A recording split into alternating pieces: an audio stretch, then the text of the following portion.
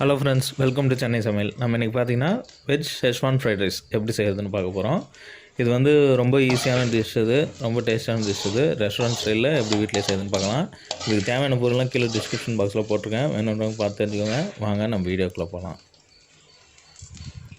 சுவையான மற்றும் ட்ரெடிஷ்னலான டிஷ்ஷுகளை பார்க்கணுன்னா நீங்கள் வந்து சென்னை சமையல் யூடியூப் சேனலை மறக்காமல் சப்ஸ்கிரைப் பண்ணுங்கள்.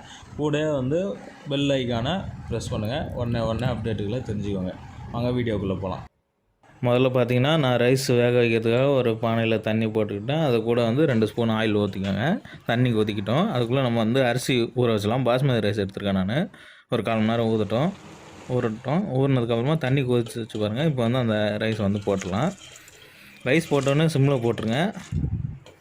இதுக்கு தேவையான அளவுக்கு ரைஸு எவ்வளோ போடுறீங்களோ அதுக்கு தேவையான அளவு உப்பு போட்டு நல்லா மிக்ஸ் பண்ணி விட்ருங்க. சிம்மில் போட்டுருங்க. சிம்மில் போட்டு ஒரு 10 நிமிஷம், ஒரு 8லேருந்து 10 நிமிஷம் இது நல்லா ஹீட் ஆனாலும் போதும். பாஸ்மதி ரைஸ்ன்றதுனால வெந்துடும். ரொம்ப வெந்து குழஞ்சிடக்கூடாது. லைட்டாக ஒரு 75% வந்து வெந்தாலே போதும். அந்த அளவுக்கு வந்துச்சுனாலே ரைஸ் ரெடி ஆகிடும். சீக்கிரமாக வெந்துடும் பாஸ்மதி ரைஸு. நம்ம வீட்டு அரிசி மாதிரி இருக்காது. அதனால் இதை எடுத்து வடிகட்டி வச்சுருங்க. வடிகட்டி நல்லா தண்ணியில் ட்ரை ஆனோடனே பாருங்கள், நல்லா ட்ரையாக உதிரியாக இருக்குது பாருங்கள். இந்த மாதிரி இருந்தால் தான் ஃப்ரைட் ரைஸ்க்கு நல்லாயிருக்கும். ரெஸ்டாரண்ட் சைடில் உங்களுக்கு டேஸ்ட்டும் வரும். அது மாதிரி எடுத்து வச்சுருங்க. இப்போ வந்து ஒரு பேன் வச்சுக்கோங்க, பெரிய கடாயை வச்சுக்கோங்க. அதில் வந்து ரைஸுக்கு அரிசி எவ்வளோ போட்டுங்களோ அதுக்கு தேவையான அளவு எண்ணெய் ஊற்றிக்கோங்க. எண்ணெய் ஊற்றோடனே இஞ்சி ஒரு 2 ஸ்பூன் சின்னதாக கட் பண்ணி வச்சுக்கோங்க. அந்த இஞ்சி போட்டுக்கோங்க. 1.5 ஸ்பூன் பூண்டு போட்டுக்கோங்க. எல்லாம் சின்னதாக கட் பண்ணி வச்சுக்கோங்க. கட் பண்ணி வச்சுட்டு 2 இது பண்ணிட்டு வெங்காயம், நான் ஒரு 2 வெங்காயம் சின்னதாக மீடியம் சைஸாக வெங்காயம் எடுத்து சின்னதாக கட் பண்ணி போட்டுக்கோங்க. போட்டு வெங்காயம் வந்து ஒரு பாதி அளவுக்கு வதங்கட்டும். வெங்காயம் 50% வந்து நல்லா வதங்கிடுச்சு. நெருப்பு வந்து ஃபுல்லாக இருக்கட்டும். இந்த டிஷ்ஷுக்கு தேவையான அளவு உப்பு போட்டுக்கோங்க. 2 காஞ்ச மிளகா பிச்சு போட்டுக்கோங்க. போட்டு வதக்குங்க. சைனீஸ் ரெசிபி இது, அதனால் நெருப்பு வந்து எப்பவுமே ஹை ஃப்ளேமில் இருக்கணும். கேரட் வந்து நான் ஜூலியன் பண்ணி வச்சுருக்கேன், அது போட்டுக்கோங்க. கேரட்டு, பீன்ஸு, கோஸு 3மே ஒரு கப் அளவு போட்டுக்கோங்க. போட்டு மிக்ஸ் பண்ணி வச்சுக்கோங்க. நீங்கள் அரிசி எவ்வளோ எடுக்கிறீங்களோ அதுக்கேற்ற மாதிரி போட்டுக்கோங்க. நான் வந்து 1/2 கிலோ எடுத்துருக்கேன் அரிசி. போட்டு ஒரு 50% வந்தோடனே பெப்பர் போட்டுக்கோங்க. பெப்பர் போட்டு நல்லா மிக்ஸ் பண்ணிக்கோங்க. ஷெஸ்வான்னாலே வந்து நல்லா காரம் தான், அதுக்காக தான் காஞ்ச மிளகா போட்டிருக்கேன். பெப்பரும் இப்படி ஆட் பண்ணியிருக்கேன்.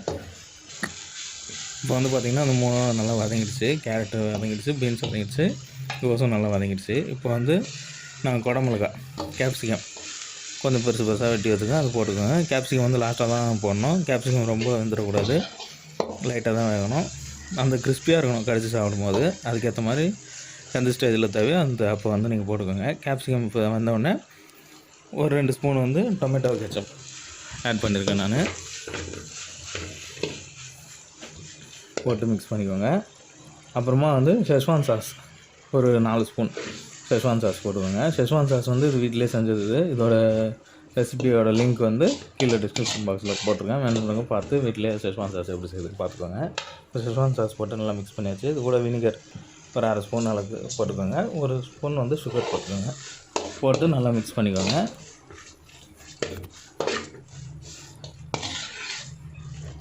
இது எல்லாமே ஓரளவுக்கு கொஞ்சம் பச்சை வாசனை போடணும். அவ்வளோ பச்சை வாசனை இருக்காது. போட்டோன்னா எல்லாம் மிக்ஸ் பண்ணதுக்கப்புறமா அரிசி ஃபஸ்ட்டு நம்ம ரைஸ் வேக வச்சு வச்சுருக்கோம் பார்த்தீங்களா, பாஸ்மதி ரைஸ் போட்டுக்கோங்க. அப்போ தான் டேஸ்ட் உங்களுக்கு கொடுக்கும். அது எல்லாத்தையுமே வந்து நீங்கள் போட்டுக்கோங்க. ரைஸ் எல்லாத்தையும் போட்டுக்கோங்க. ரைஸ் போட்டு இந்த மாதிரி உதிரியாக கிண்டி விடணும். மொத்தமாக பரட்டி போடக்கூடாது. எடுத்து நல்லா ஜலிச்சு விடணும். உங்கள்கிட்ட இன்னொரு கண்டி இருந்ததுன்னா அதை வச்சு அப்படியே கிளறி விடுங்க. பரட்டி போடுங்க. இந்த மாதிரி நல்லா உதிர்த்து விடணும். அப்போ தான் வந்து நல்லா மிக்ஸ் ஆகிடும். ரைஸ் உடையாது, உங்களுக்கு நல்லா அந்த மாதிரியே இருக்கும். சாப்பிட நல்லாயிருக்கும், குழஞ்சும் போகாது.